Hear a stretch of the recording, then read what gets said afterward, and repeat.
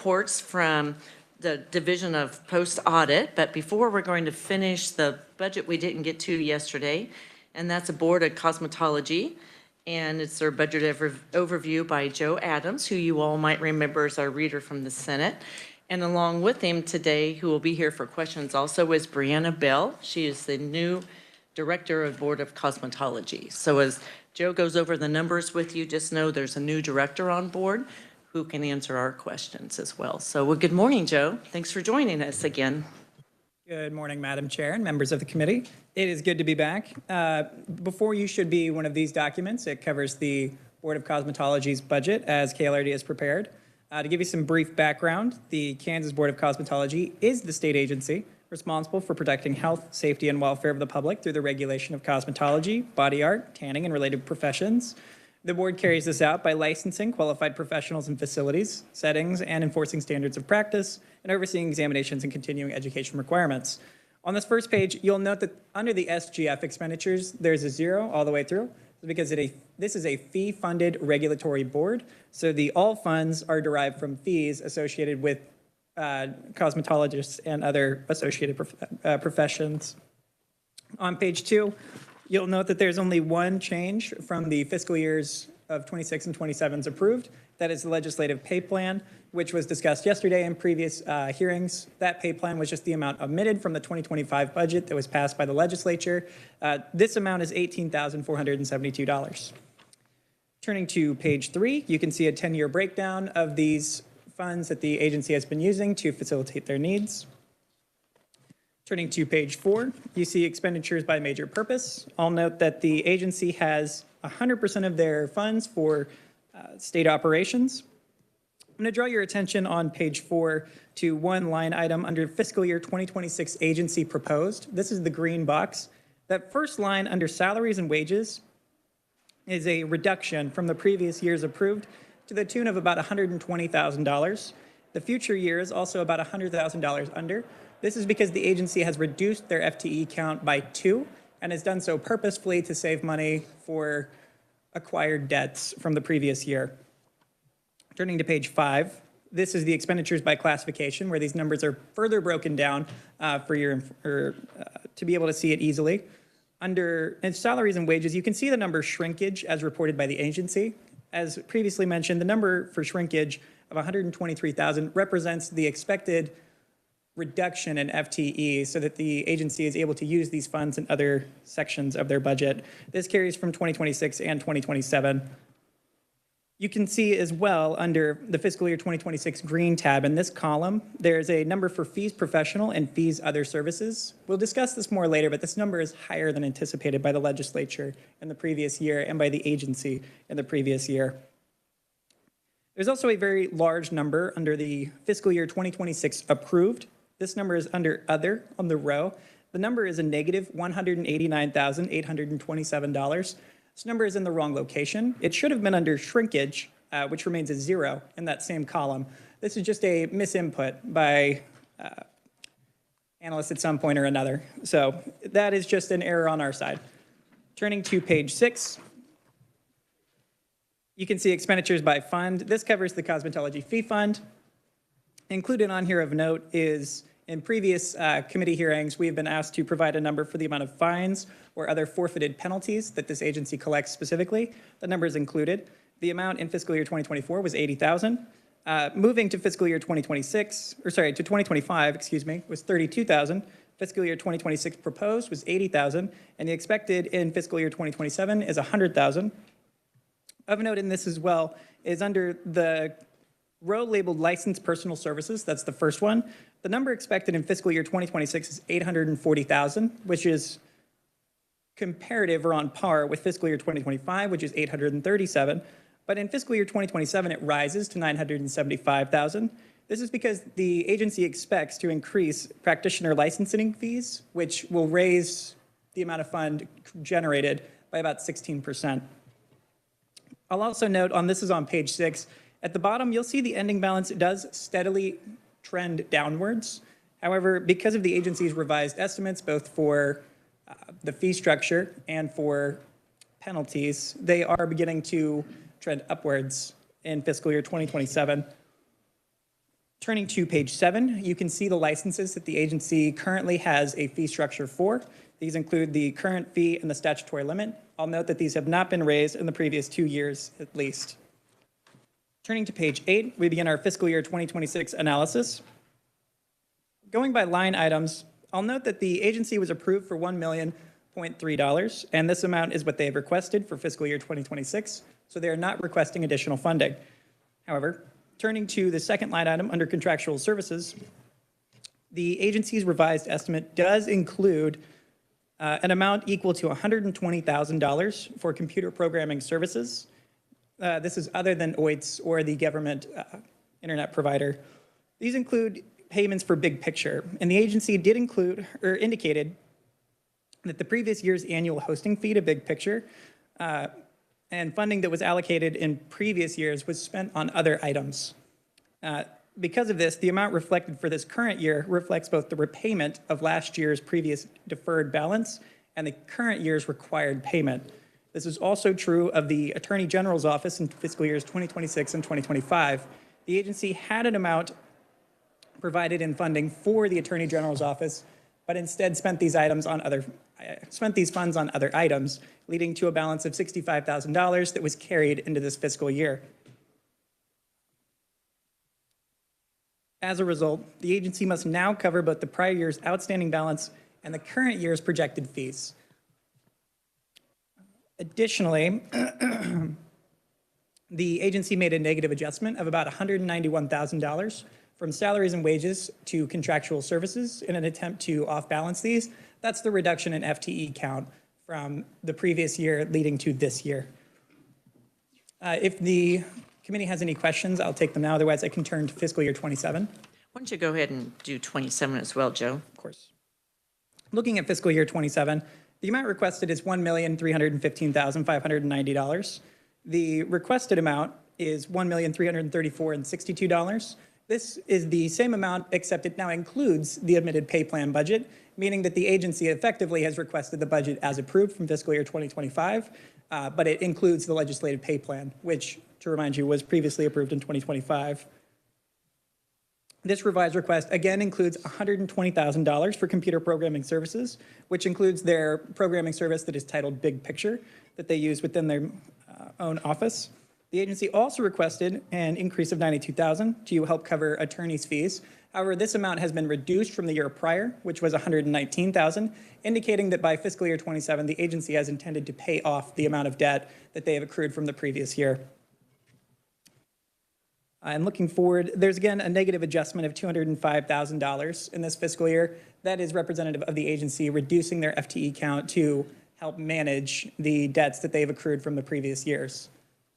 And with that, I believe I've finished my budget presentation and I'm ready for any questions.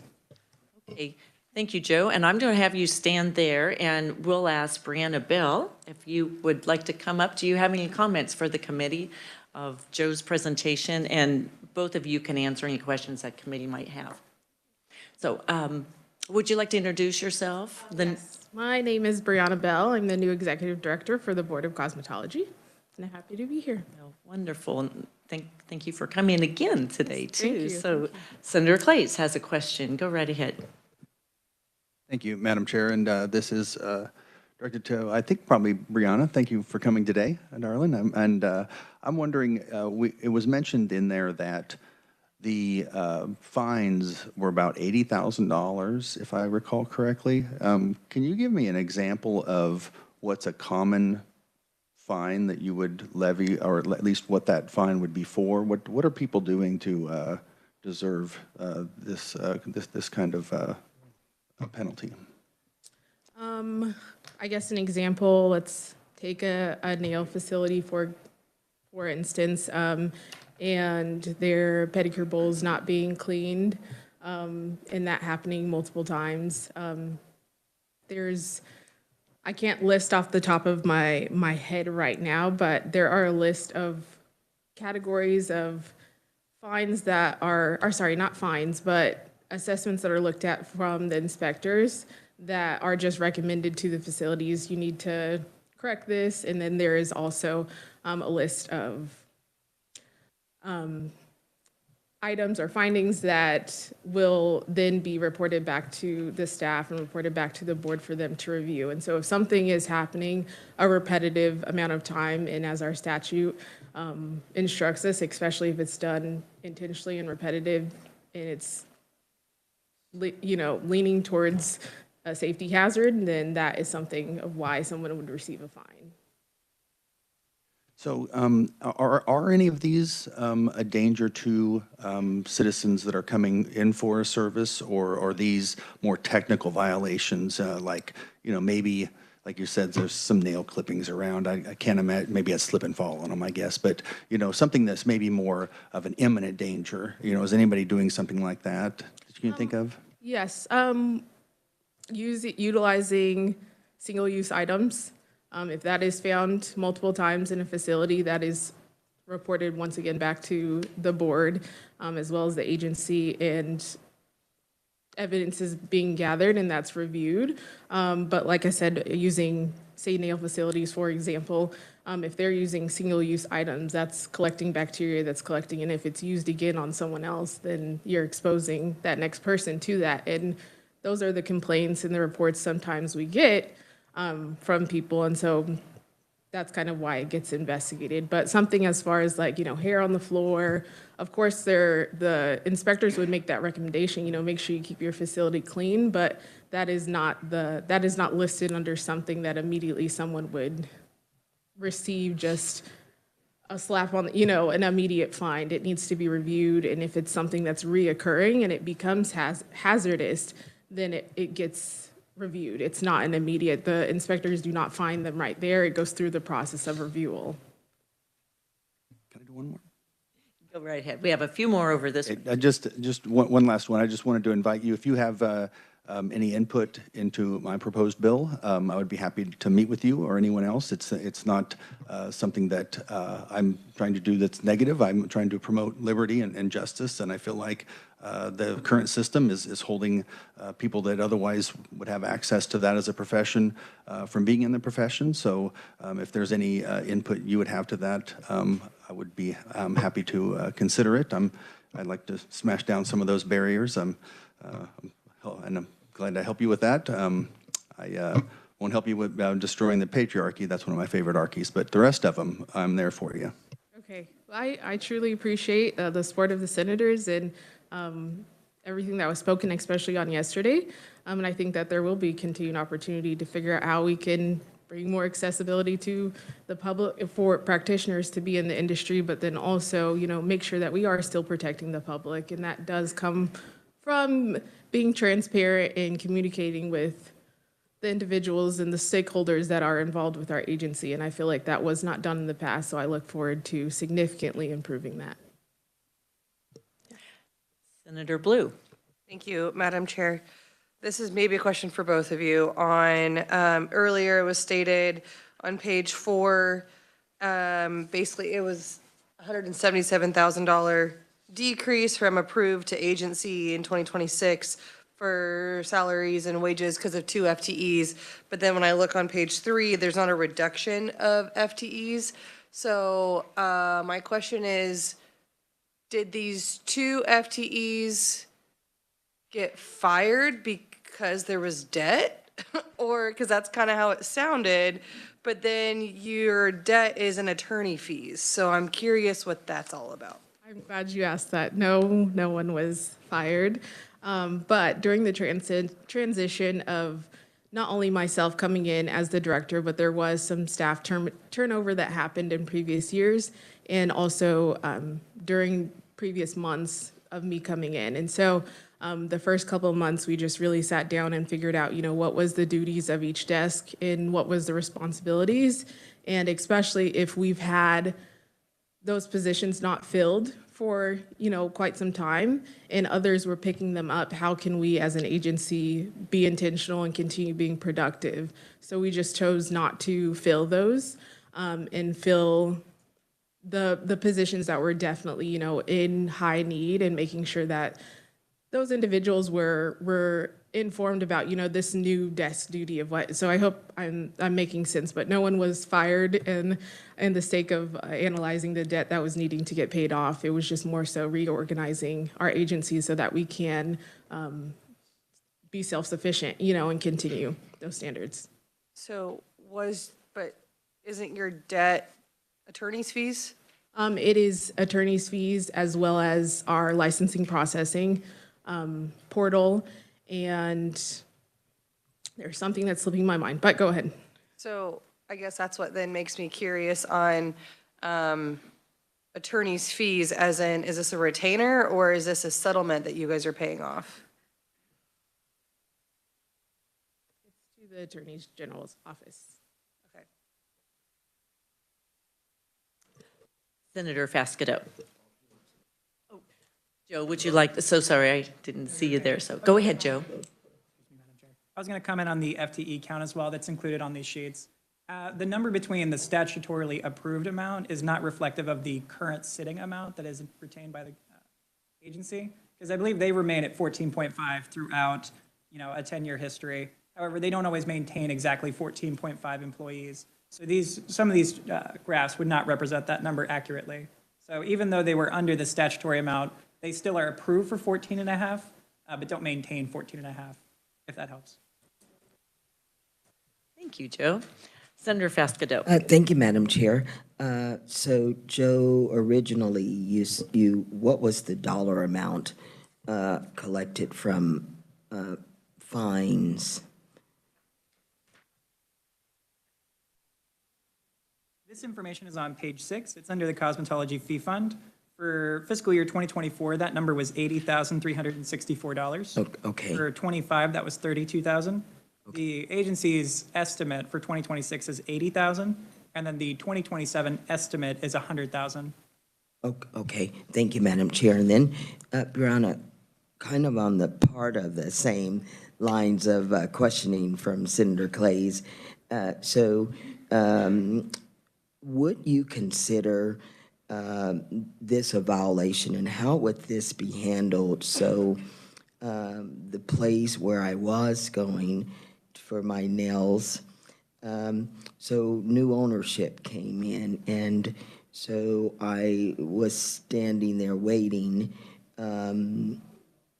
after I made my payment, and two young ladies were there who had the same procedure, but then they were one went to the restroom, and I heard them being charged for a different price for the same procedure. And so do we require that the price list be posted? Would that be a violation or subject to a fee for charging a different price? Or That would not be subject to a fee, and the board does not regulate, I guess, business practice and standards in association with kind of the exchange of compensation. We are there to come in and look for safety and sanitation for the public. So we do receive quite a bit of complaints, along those lines, and just communicating with the public, because that's where our focus is. And if they want to direct it to another, to say small claims court or something, if they feel the need to do, they can do that.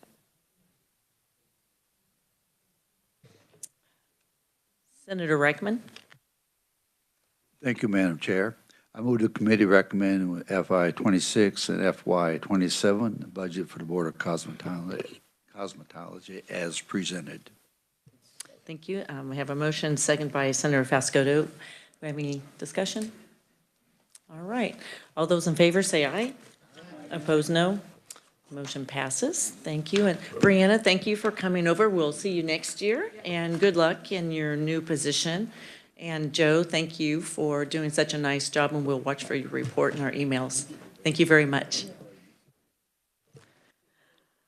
Next on our agenda, we have two staff members from the Division of Post Audit, and the two audits we're going to review, and now they have, let's see, we have 30 minutes, and you all choose which one, or how fast you go, but could you do the county costs and obligations to meet state requirements first.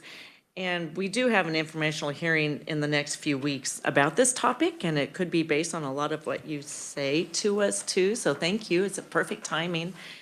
And then you just save how much time you'd like to give us for the guest tax revenues. So, well, thank you. And then both of you, if you could introduce yourselves for our record.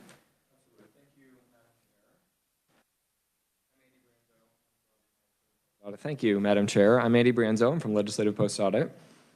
For those of you who are not as familiar with our agency, we are your staff. We're less visible than KLRD or revisers, but any of you could request an audit of our office, and we encourage you to do so.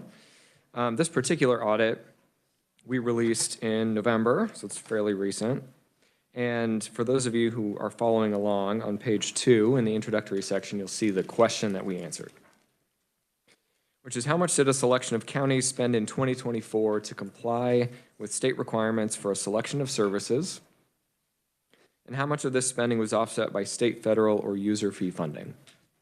So top of page 3 is the bottom line answer, which is that we estimate the 3 counties we reviewed spent $28.8 million, providing a selection of 3 services in fiscal year 24, which was partially offset by $9.7 million in state, federal, and user fee funding. So I'll get to the details of that answer in a moment, but let's start with some background information on pages 3 and 4. Actually, if you'll flip with me to figure 1 on page 4, you will see that we reviewed state law and talked to folks from the Kansas Association of Counties, and we found that state law requires counties to provide 18 core services. These are the big ones. There's some other smaller things, like a requirement that counties ensure that vegetation at intersections is not blocking drivers' views. This is not that kind of thing. These are the larger things like criminal prosecution, election administration, emergency management, collecting a variety of different taxes, things like that. So you'll see at the bottom of page 4 and the top of page 5, excuse me, that counties typically don't receive state or federal funding to help cover the costs of providing these required services. So you'll see we have a couple of examples at the bottom of page 4. We use Johnson and Gove counties because they're so different as the 2 examples. In 2024, 69% of Johnson County's general fund revenue, which is typically the fund that's being used to cover these costs, came from local taxes, property and sales taxes. The story is similar, although it's a lot less money for Gove. It was 67%. So it's a fairly consistent story, regardless of county size. If you come to the bottom of page 5, you'll see a little bit about our methodology. We selected 3 services and 3 counties to review. So we couldn't review 105 counties. We couldn't review all 18 core services. We don't have the staff resources to do that. So we grabbed a selection of services and counties that we think give a good cross-section of what counties are experiencing. And you'll see here in that first bullet on page 5 under the bold heading there that the services were criminal prosecution, real property tax collection, and personal property tax collection, which includes motor vehicle registration. Now, when we got into our work and we're talking with the counties, we found that they bucket these things a little bit differently. So criminal prosecution remains criminal prosecution. But for the rest of the audit, I will talk about real property tax collection and personal property tax collection together as ad valorem tax collection. That's how they talk about it. And then motor vehicle registration and taxation is separate. The 3 counties we reviewed were Johnson, Gove, and Labette. Very different in a variety of different ways, and we thought, again, that gave us a good cross-section. But because we didn't select any of this stuff randomly, these are not projectable results. Okay, top of page 6, you'll see a lot more methodological detail, which I'm going to skip over. It's there if you're interested. Bottom of page 6, onto page 7, this is the first service. This is criminal prosecution. So I'll give you a little bit of a background on this service before I get into the results of what we found, which is outlined in figure 2. So 99 counties elect a county attorney to provide criminal prosecution services on behalf of the state. So they can do other things like advise the Board of County Commissioners. This might be a part-time position. You might have one elected county attorney for multiple counties, which is the case out in Gove, for instance. By contrast, you'll see at the top of page 7, the 6 largest counties, Douglas, Johnson, Sedgwick, Shawnee, Reno, and Wyandotte, are required by state law to elect a district attorney. And these are typically larger operations. They only prosecute criminals, people charged with crimes. These are larger operations, typically they're full-time, they have support staff, they have teams of attorneys, things like that. So they're all performing the same function on behalf of the state, but their offices look very different. You'll see in Figure 2 that this plays out in their finances. So you can see the cost of providing this service in fiscal year 24. Johnson County spent $16.7 million. By contrast, Gove spent $70,000, which is mostly a function of their vastly different populations, for a total of $17.3 million out of their county funds. Now, in the course of doing this, they collected some revenues that helped offset a small amount of this. And you can see this in the service revenues section of the table.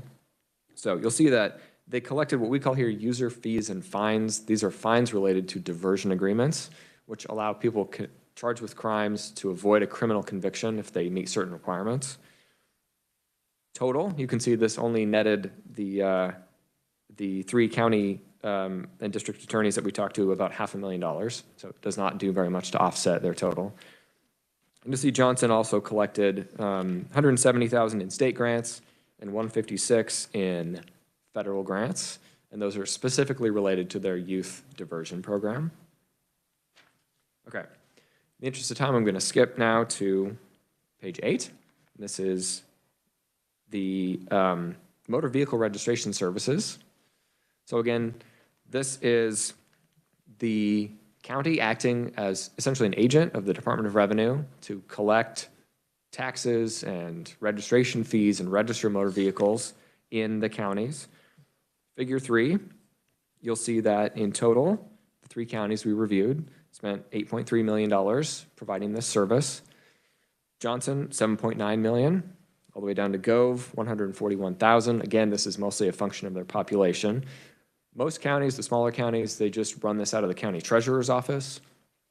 A county like Johnson has standalone motor vehicle registration offices, and they spend money on additional services like online registration and portals in the lobby and things like that to help facilitate the extremely large volume of people that are going through there. In the course of doing this service, providing this service, you'll see they collected $5 million total, which is not quite enough to offset their costs. These are things, you can see them outlined at the bottom of page 8 in those bullets. Counties retain $2 of every title application fee they collect. They can collect service fees like a $5 county service fee up to a $5 facility fee in order to help support these functions. Of course, you can see there's very small amounts per transaction. And at the bottom of page 8, you'll see that in total, although they kept $5 million, these 3 counties actually collected $34 million and remitted the rest to the state. Let's move to page 9 and move on to ad valorem tax collection and distribution. So the county clerk determines how much each piece of property, real and personal, the owners owe for those properties in taxes. They give this information to the treasurer, and then the treasurer collects this and distributes it to all the taxing entities that they collect for. So they're not just collecting for themselves, they're collecting for cities, townships, the state, cemetery districts, any entity within their county that levies taxes. So let's flip to page 10. This is the result of our analysis of this. So these 3 counties collected $3.2 million in 2024. Or I'm sorry, spent $3.2 million collecting taxes on the state's behalf, between $2.8 million in Johnson, $157,000 in Labette. This is the only time Labette was the least. In the process of doing this, they collected $3.9 million in what we call user fees and fines. These are related to delinquent taxes that people during fiscal year 2024 got caught up on. So when someone falls behind on their ad valorem taxes, state law requires the counties to charge them interest, and then when they finally get caught up, they will pay off the interest as part of that. In this year, it happened to be more than what they spent providing this service, so this was a net positive year for them. But I want to emphasize that this is not necessarily a predictable revenue stream for them, and it may not always be the case that they are net positive providing this service. In the interest of time, I'm going to skip to the bottom of page 11. You'll see that we estimate it cost the state, or it would cost the state $19.1 million to make these 3 counties whole, so to speak, for providing these 3 services in this specific year. That's really a snapshot. It could be different for other counties. It could be different in other years. But based on the work that we did, it would cost the state 19.1 to make these counties whole. And then let's skip to page 12. So we also collected the county officials' opinions about having to do this on the state's behalf. So it costs them money, obviously, as we've found. But officials from the 3 counties we reviewed told us that they, in no uncertain terms, would like to continue providing these services because they believe that they can do it better than the state could. They think that if the state took these things over, people would have less convenient walk-in office locations. They would probably have longer waiting times, things like that. So they were very clear that they wanted to continue doing this. They also mentioned some state process improvements that they'd like to see in addition to more money, or maybe instead of more money. For instance, this is at the bottom of page 12. They all expressed universal frustration with the movers system that revenue requires them to use for motor vehicle registration. They said it's slow, it's prone to crashes, it makes their work less efficient.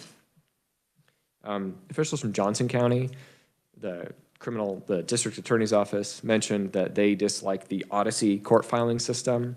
You may remember in 2023 there was a breach of this system, and they are required by OJA to use it. They had something before that they felt like was better. Now, by contrast, and they would like to go back to that, by contrast, the smaller counties have no problem with it because it's an improvement based on what they had access to before. But a very large county like Johnson, in their opinion, they had better software previously and it was taken away from them. I do want to point out at the bottom of page 13, we compared what we found to what the Kansas County Treasurers Association provided House Transportation in March of 2025. So this was something that the requester of this audit specifically was interested in knowing, which is why we looked at this particular service. You'll see that we found, this is in figure 6 at the bottom of page 13, we found that the KCTA estimates for 2024, just for the 3 counties that we reviewed, were likely underestimates, actually.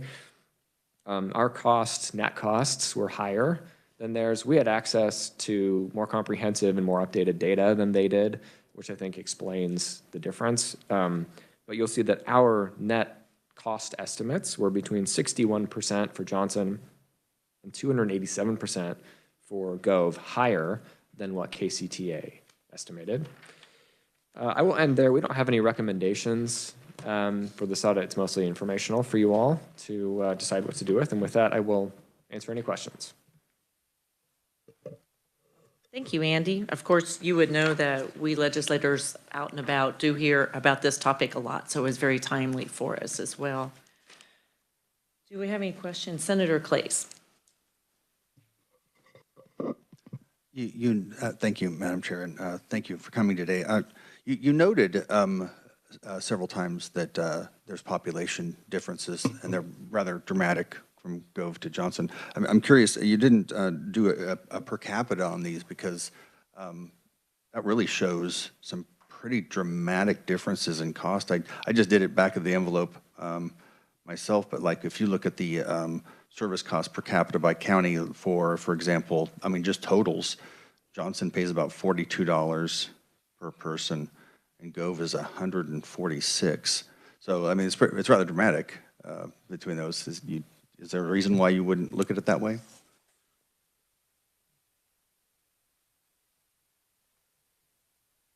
Well, we were asked to determine how much in total it cost these counties to provide these services. We didn't look, and we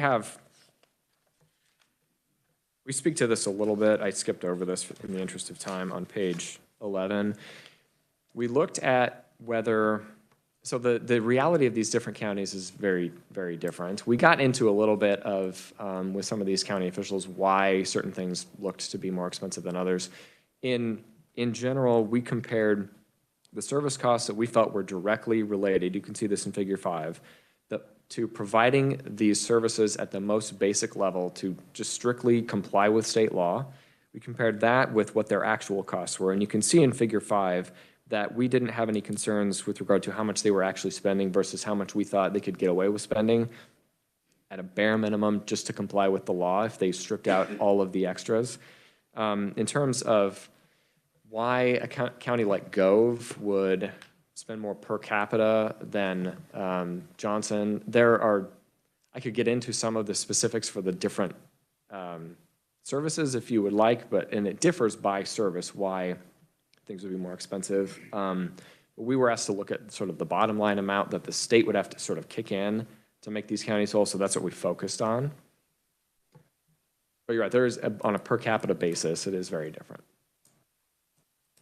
Yeah, and I think that, sometimes when we look at these and we're considering, our counties in western Kansas in particular, is that, they don't have any of that, economies of scale to get that price down. And it brings to mind, not that I have a proposal today or anything, but whether or not some of these counties are actually able to function properly and do their services. And one that I think is the most concerning, it's not really, maybe it's on your list, maybe I skipped over it, but we do count on the counties to conduct elections and do that properly. And if they're not properly capitalized to do that, what that impact could have on the entire state. And so maybe combining some counties together might improve that situation. But again, no proposals today. Thank you. Senator Petty. I would just, I mean, I know Senator Clays probably knows this, but I would just remind all the committee that if you have a question for post-audit, because post-audit takes the question, the post-audit committee approves them, but if you have an expansion of this audit, that could be submitted as a request to post-audit for that consideration to do that. And we're always looking for those. Senator Reichman. Thank you very much, Madam Chair, and thank you for your presentation. I knew this, but it's a good reminder on page 4, and we have the list here, what we require by law for counties to do. And it's quite extensive. And then when you look how much we offset what we pay and what they have to do, there's quite a difference there too, besides per county. And one of the things that we get a lot of pressure on up here is to deal with property tax, because that's when they come in there and they get all, people, including myself, don't like getting those raises and so on. But I think this is a good reminder to know that they have a lot to do. And I just wanted to thank you for bringing this forward, and I don't know necessarily I have the solution to what we're talking about up here, but I thought that was presented very well. Thank you. Senator Bowser.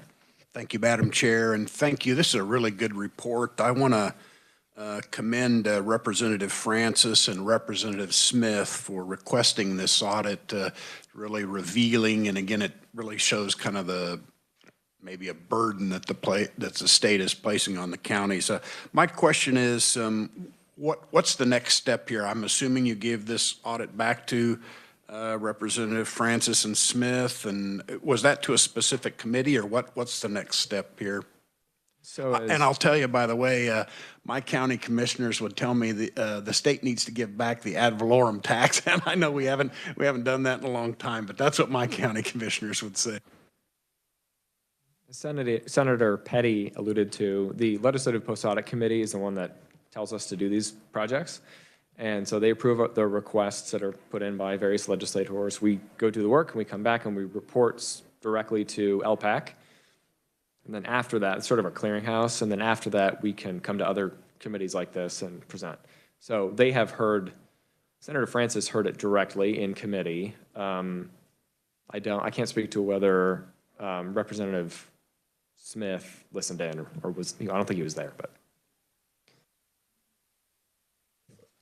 Thank you, Andy. I do appreciate your list on page 4 too. We have been too about the 18 mandates, but that really lists them very well with the statutes and such. So I also appreciate that.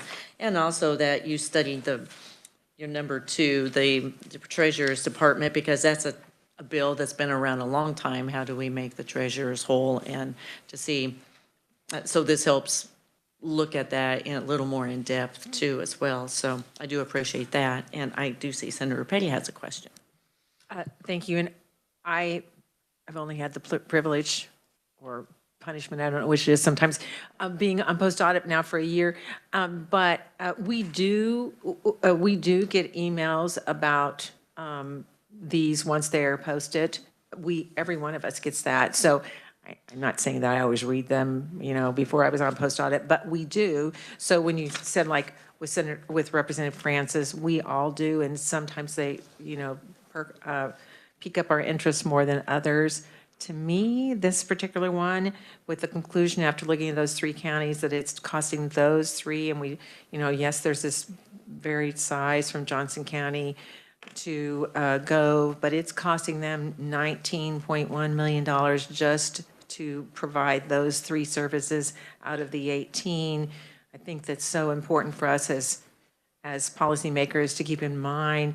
And some of you, as well as myself, have been in local government, what it's costing our counties to provide those services. And so that's such a big piece when we talk about taxes, that the state, we have legislation, but we are actually requiring our locals to pick up the cost of those services.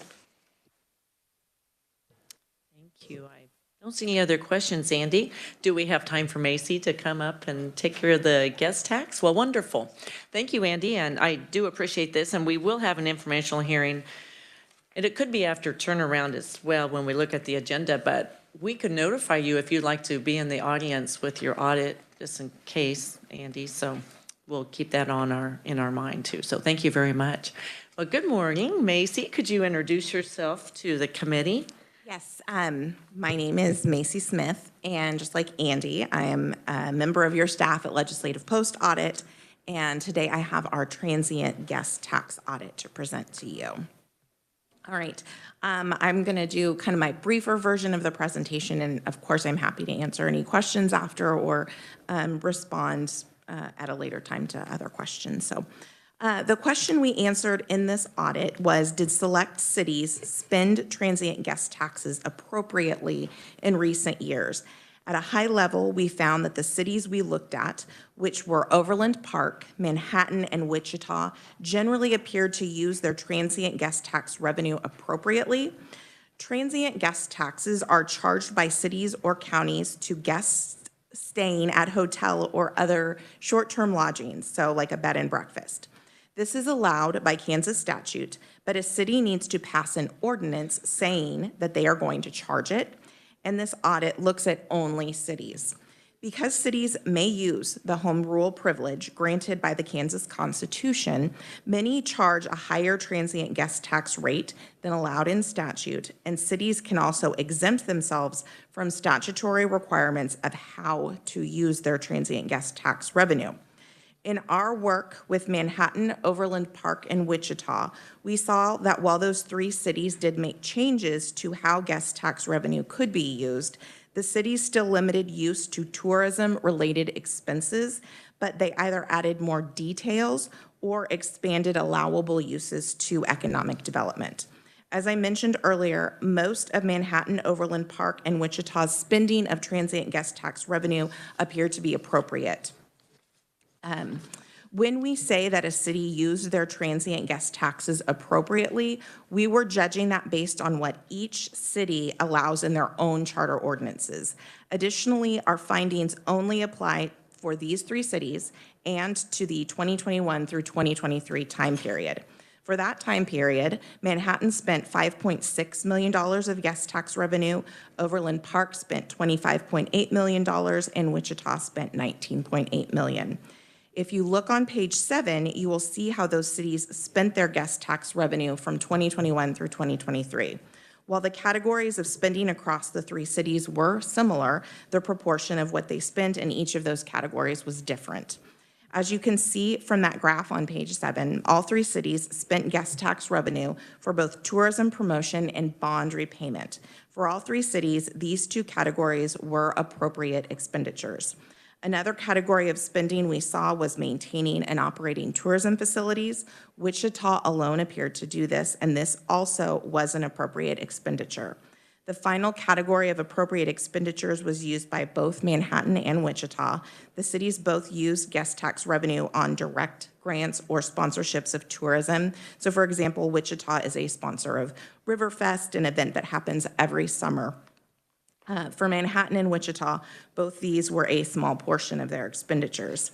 Now, while generally all 3 cities' expenditures were appropriate, I want to point out that we also found some expenditures made by Wichita and Manhattan that were either inappropriate or unclear in their appropriateness.